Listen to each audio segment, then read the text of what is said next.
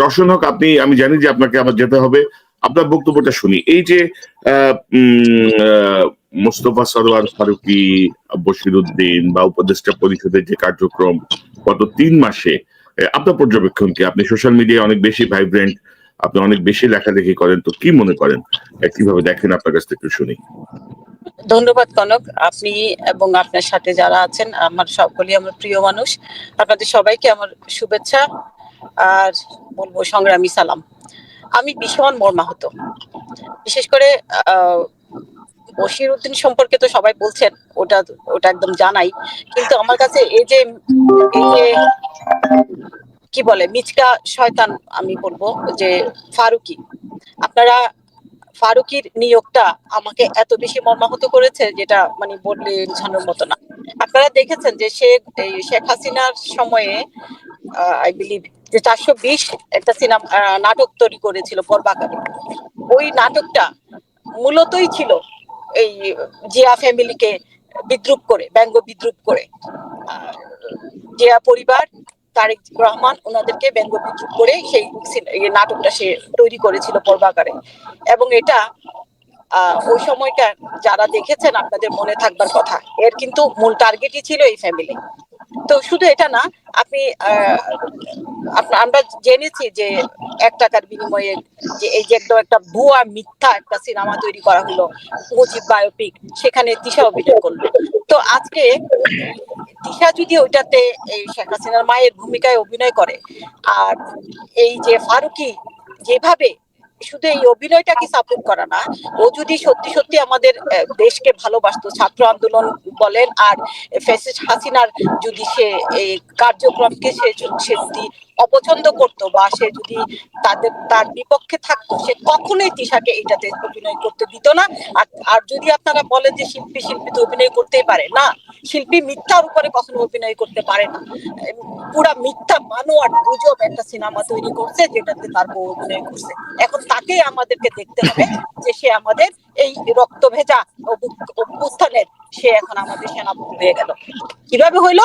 সে এই জুনের শেষের দিক থেকে সে কিছু স্ট্যাটাস দেওয়া শুরু করলো। সেই স্ট্যাটাসের উপর ভর করে তাকে আমাদের ইউনূস স্যার কিভাবে জানি তার ইয়েতে ঢুকে গেলেন। তো আমরা অনেকেই ইয়েকে গালাগাল করতে শুনি, মানে সরাসরি আমার এলাকারই নেতা, আওয়ামী নেতা যে এখন বর্তমানে জেলে আছে, সুমন, তাকে বাটপার সুমন বলে সে তো সরাসরি বাটপারি করছে, তাই না? আর আমরা তো এই ফারুকের বাটপারি কিন্তু আমরা যারা এই নাটক সিনেমা দেখেন শুধু তারাই ধরতে পারবেন যে কি ধরনের বাটপারি। এখন তাকে আমাদেরকে যদি মেনে নিতে হয়, তো ইয়ে হিসেবে কি সংস্কৃতি মন্ত্রণালয় মনে হয় ওনাকে দেওয়া হয়েছে, এটা মানে এটার মধ্যে দুঃখজনক আর কিচ্ছু হইতে পারে না, কিচ্ছু হইতে পারে না। তারপর আর আর আর কি বলবো, আমরা নিয়মিত লিখে যাচ্ছি, বলে যাচ্ছি। আপনারা দেখেন আমার কাছে মাহফুজকে ও কেন যেন এই এই তত্ত্বাবধায়ক সরকারই ঢুকাই দিতে হইলো, সরি ইন্টারিম সরকারই ঢুকাই দিতে হইলো। এটা কেন আমি বুঝলাম না। সে যেখানটায় ছিল ওখানটায় কি সে ভালো ছিল না, বা কি উদ্দেশ্যে তাকেই বা আবার নতুন করে এই পদায়ন করা হলো, এটাও কেমন জানি একটু কনফিউশন তৈরি করে। কারণ মাঠে তো আমাদের হাজারো ছাত্র পড়ে আছে মার খেয়ে, এই হাত ভেঙে, পা ভেঙে, বা এমনিতেই যারা আছে ওখান থেকে তো কাউকে নিতে পারতেন ওনারা যদি চাইতেন। ও তো একটা পজিশনে ছিলই। তারপরে আবার দেখলাম খুব সুন্দরভাবে এই মুজিববাদ আমরা নিধন করার জন্য সব সময় বলে যাচ্ছি, আপনারা টকশো করে যাচ্ছেন, আমরা লিখে যাচ্ছি, যে যেভাবে পারি বলে যাচ্ছি যে মুজিববাদ যতদিন এই বাংলাদেশে থাকবে ততদিন এই শেখ হাসিনার দোসররা সুন্দর মতো থাকবে, তাদের লালন পালন করা হবে। আমরা মুজিববাদ নিধন করতে চাই, সেখানে কিভাবে ঢুকে যায় এই ফারুকী, সেখানে কিভাবে ঢুকে যায় এই এইসব লোকজনগুলো, এই যে বশির টশির এগুলো। তো এইসব চিহ্নিত মানুষজনকে যদি ওনারা জেনে শুনে নিয়ে থাকেন, এর পিছনে আমার কাছে মানে খুব একটা সহজ আর মনে হয় না। যেমন ধর ইউনূস স্যারকে আপনারা দেখতেছেন সবাই যে উনি দুলকি চালে চলেন, কিভাবে সফটলি কথা বলছেন, কি করবেন মানে মনে হয় যেন বুঝতে পারছেন না, এখনো ক্লিয়ার না এরকম। আমরা আমরা যেখানে চাইছিলাম যে একটা মেসিভ ট্রান্সফার হবে, মেসিভ একটা অদল বদল হবে, ওনারা এখন পর্যন্ত 3.5 মাস চলে গেছে, এখন পর্যন্ত ওনারা এইসব জায়গায় হাত দেন নাই। তাহলে ওনারা কখন করবেন এগুলা?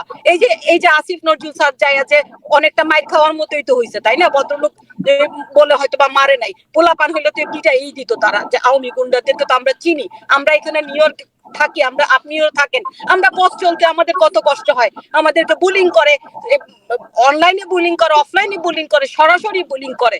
তো আসিফ নজরুল সাহেব ওখান থেকে আইসা এখন পর্যন্ত এদের নামে কিছু করেন নাই।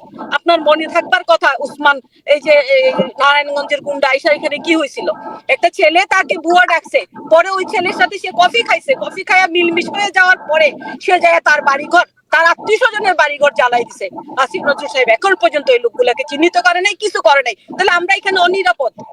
আমরা যারা কথা বলতেছি ঘরের খেয়ে বোনের মোস্টের তারাই দিছি, আমরা সবাই এখানে অনিরাপদ। বাংলাদেশের পরে নিউ ইয়র্ক হচ্ছে আওয়ামী লীগের এই গুজব লীগের আড্ডাখানা।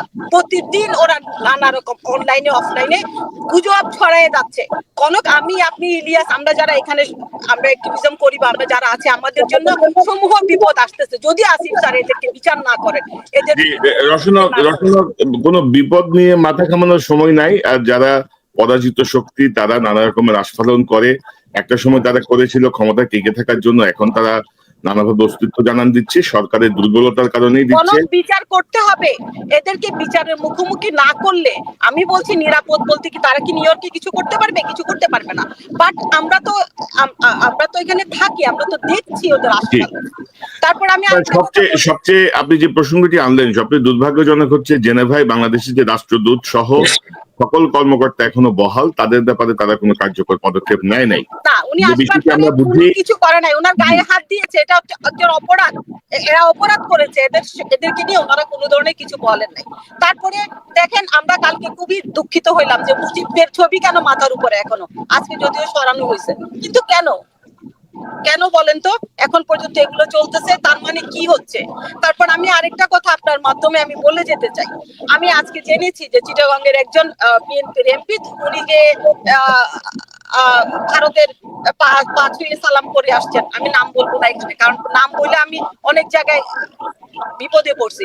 ওই ভদ্রলোকরে বলতে চাই, বিএনপির ওই নেতাকে বলতে চাই, শুনেন, আমরা হাসিনার সময়ে কেউরে ভয় পাই নাই, আমরা আমাদের কি হবে ওইটা চিন্তা করি নাই। আপনারা বিএনপির পরিবারের যারা সিনিয়র নেতারা চিটাগংয়ে আছেন, আপনারা কিভাবে নফেলকে পার করেছেন আমরা জানি, আমাদের কাছে এর সবকিছু আছে।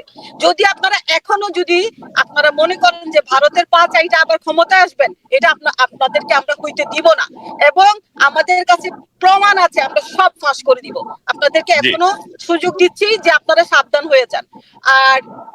আর কনক, আমার আসলে মাথা গরম হলো মানুষ, ধন্যবাদ। আপনি কিছু গুরুত্বপূর্ণ কি পয়েন্ট এখানে উঠিয়েছেন। আমার মনে হয় যে আপনি কাজে ফিরে যাবেন। আপনাকে অসংখ্য ধন্যবাদ আপনার অংশগ্রহণের জন্য। আপনাদের সবাইকে। কনক, আমাকে একটা সেকেন্ড সময় দেন। আজকে ভেটেরানস ডে, আমি এই উপলক্ষে সারা পৃথিবীর সকল সেনা কর্মকর্তাদেরকে আমি শ্রদ্ধা জানাই, সম্মান জানাই, সালাম জানাই। এই যে সেনাবাহিনী যদি না থাকে বিশ্বব্যাপী, তাহলে বিশ্বটা আসলে অস্থির থাকবে। তো আমি সাফায়েতকে ধন্যবাদ জানাই, সাথে আমাদের দেশের যত সেনাবাহিনী ভাইয়েরা বা আমাদের পক্ষে, বাংলাদেশের পক্ষে কাজ করেছেন, আপনাদেরকে শ্রদ্ধা ও সালাম জানাই। পাশাপাশি আমাদের দুলাভাই ওয়াকার ভাইকে একটা প্রশ্ন করতে চাই, আরাফাতকে কোথায় রাখছেন? সে তো একটু পর পরে পোস্ট দিতেছে, একটু পর পরে সে গুজব ছড়াইতেছে টুইটারে। আরাফাতকে কোথায় পালাই যাইতে হেল্প করছেন এবং বা কোথায় যত্ন করে রাখছেন, তাকে দয়া করে বাইর করে দেন। আপনাদের সবাইকে সালাম, শুভেচ্ছা, আমার কাজ গেলাম। জি, ধন্যবাদ।